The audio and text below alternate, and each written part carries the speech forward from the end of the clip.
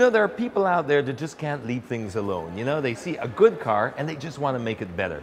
BMW have their M division, Mercedes has AMG, and so on and so forth. Well, Nissan has Nismo, and they draw on all their motorsports heritage and experience to create very, very special road-going cars. And we were lucky enough to try not just one, but about 5 of them in Fuji Speedway. Check this out of the 370Z.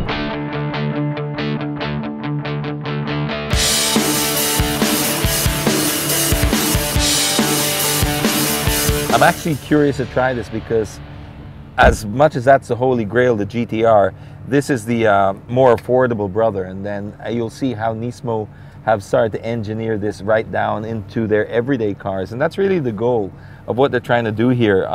They don't want to keep it at that GTR stratosphere where it's prohibitive.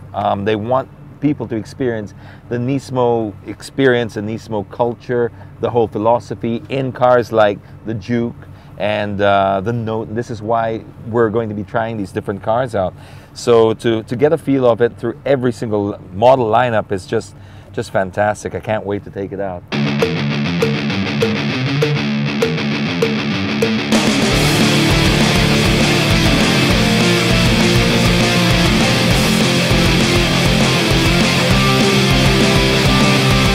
You know, I was worried in the beginning. I was really concerned that I was coming from a GTR Skyline and I was going to come down to a 370, and I thought, oh man, this is going to be so disappointing. Oh look, the fog's just cleared up. Amazing. And however, that's not the case. You know what? I love the way that this thing downshifts. It downshifts so well. It does its own blips for you automatically, which makes you feel really heroic.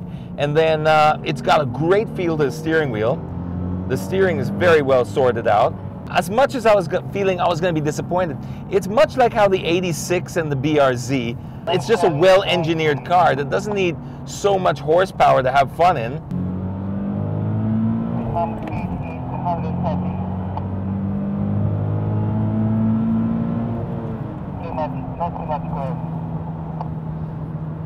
Okay, so we're sort of 140.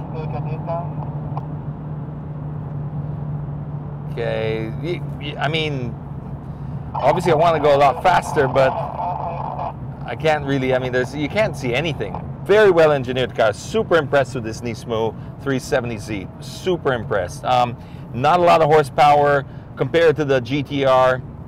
Not very fast on the Fuji Speedway today, but you can still feel the engineering of the car is just spot on. It just really does do an excellent job of giving you good amount of driver's feel.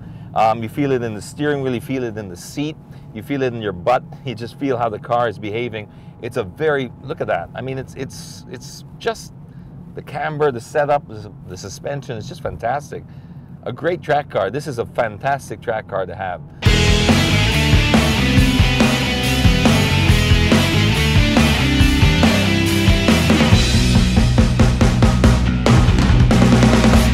Japanese engineers very much hold on to the DNA of motorsport. Of course we're increasing our volume, but not at the exclusion of keeping the credibility in racing. That's the basis. But also innovation. The simplest thing for us to have done would have been to launch this brand with a Z or a GTR, but as Miyatani-san said, we launched it with a Juke, which at the time everyone was like, Nismo Juke?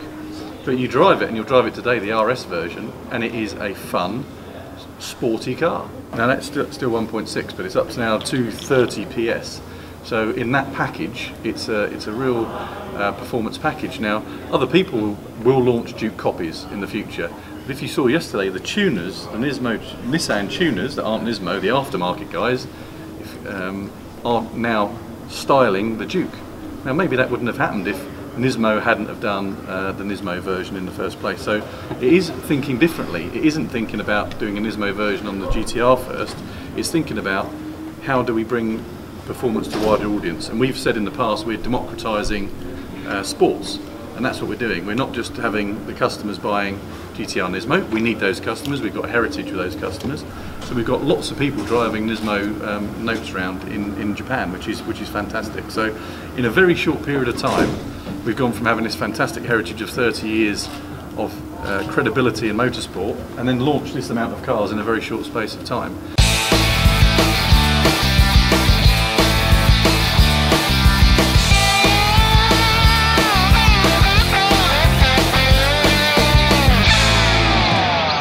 To truly understand what Nismo are trying to do here, I mean, the festival's one thing, but they're trying to get us to understand the whole Nismo concept, bringing them to road cars. So what they did is made us drive 5 models that they made right now. Okay, we did the GTR, we did the 370Z.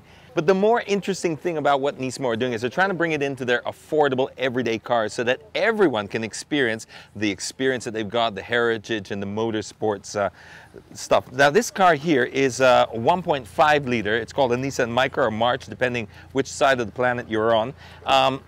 I would have to say perhaps this is the one that impressed me the most. Not because it's got the best performance of it all, but you just don't expect it from a car like this. You get in and you're expecting sort of entry-level motoring with a few little gadgets and gizmos and stuff to make it look fast, but all of a sudden that feeling really just translates. So it's more than just gimmickry. And they were very, very they harped on about this point that everything has a function in the car. So when you see a Nismo thing here, nothing is there just purely cosmetic.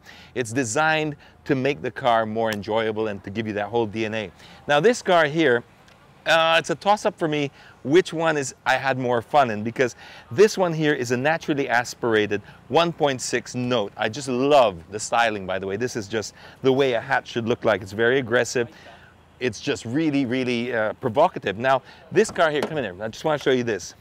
You'd have to buy a Porsche to get seats like that. Seriously, you would have to buy something along those lines. Actually, I've been told that these came straight from a Porsche. It's the same maker, but this interior here alone, as soon as you sit in it, you just feel the whole, you get it. You just get what they're trying to do.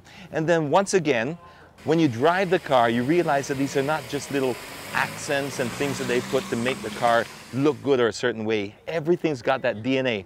They were talking about when you sit in a Nismo car, it smells Nismo. That's because it's been engineered by Nismo. It's not an add-on. It's not something they thought as an afterthought, like an aftermarket tuner or an aftermarket division.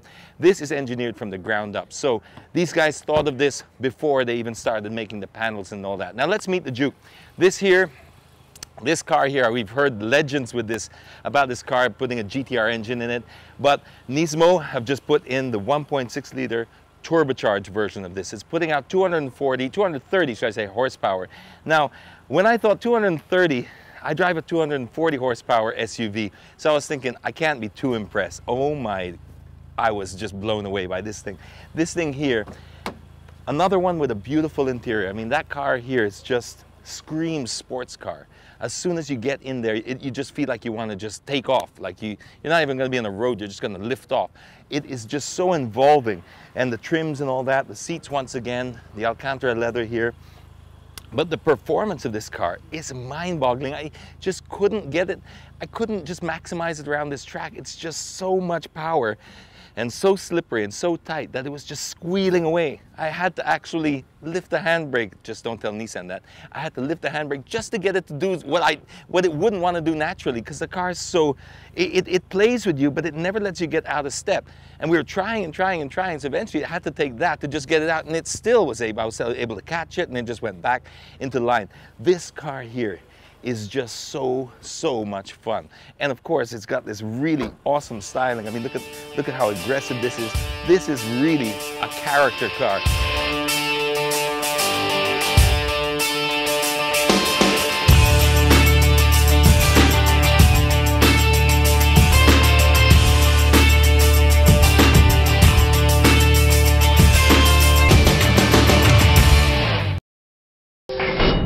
Oh boy, when the Nismo people get a hold of your car, the things that they do, it's like they add MSG to it. Bad analogy, I know. Hey, coming up after the break, we take a spin in the California T, the same one that I drove in the launch in Italy, but now it's on the streets of the Philippines.